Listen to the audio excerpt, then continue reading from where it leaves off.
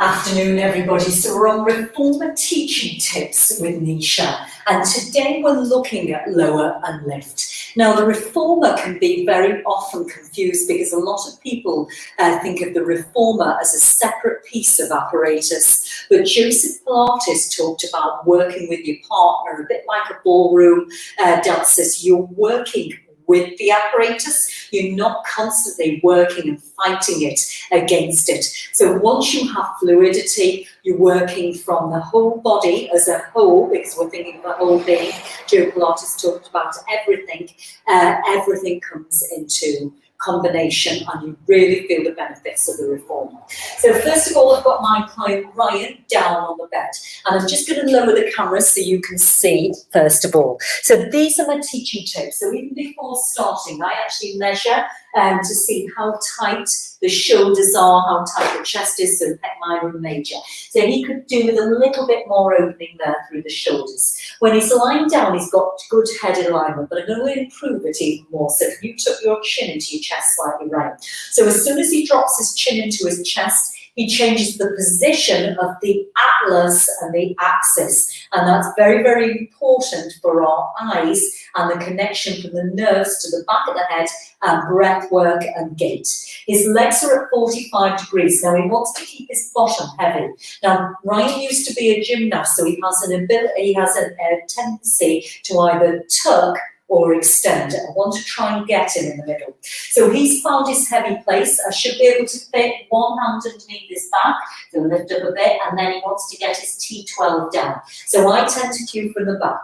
So all we're going to do, we're just going to relax into it. He brings his legs up, stop, and drop to go down. That's it, 45 degrees. And just let that happen fluidly. So I'll let you go in your own time, right? Lift and lower. So I'm going to bring the camera close. Now, Ryan's got good mobility in the hips, but this is what happens, guys, if you've got a client who hasn't got mobility. So I don't know whether you can see there. Let me angle my camera like slightly differently. Bring your legs up. Now, rock the bottom to go off there, Ryan. Can you see how that bottom's gone off? Now, lower it to go down as you go back down. Now, go back to where it should be. That's better. Good. And carry on. That's it. Good. That's it. Just two more. That's it. Good. So somebody was asking me on the phone about balance before. So this is an excellent exercise to understand the reflexes. So when we have an unstable surface, that's called a tilting reflex. When we've got a stable surface, that's called a righting.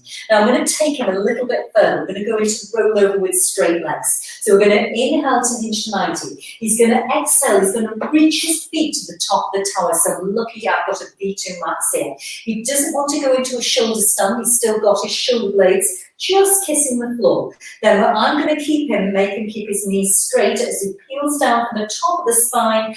As the bottom goes heavy, the femurs drop into the acetabulum and putting this extra push on his heels, the way the physio would do as you press to go back out. I'm going to let him go by himself. So inhale to hinge to 90. Pause, exhale to roll, roll, roll.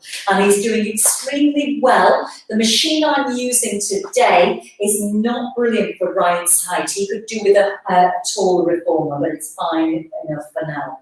That's it, bottom goes heavy as you press to go back out. Last time, and inhale to hinge to 90, and exhale to roll, roll, roll, roll, as you slowly go over, as you slowly let the bottom to go down. Good. As you press to go out. Bend your knees in, Ryan, and take those straps into your hands and just put those feet onto the foot bar and just rest and let those straps go down. So that's my teaching tip today, guys. You want to think of the 3 points of connection on the bed: the sacrum, the thoracic, shoulders back, chin tucked in, and then we want that flow of the femur and the acetabulum. Extra bit at the top, which I've learned from physios, osteopaths and chiropractors, is to push on the heel, which pushes that femur deeper into the socket. So if you've got a tighter client or a client perhaps with the acetabulum sitting more towards the front of the pelvis, that is a beautiful relief.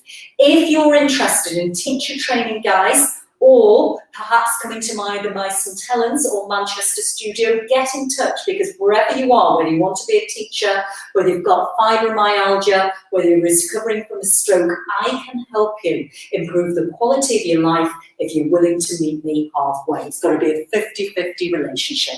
Have a fabulous day, everybody. Take care.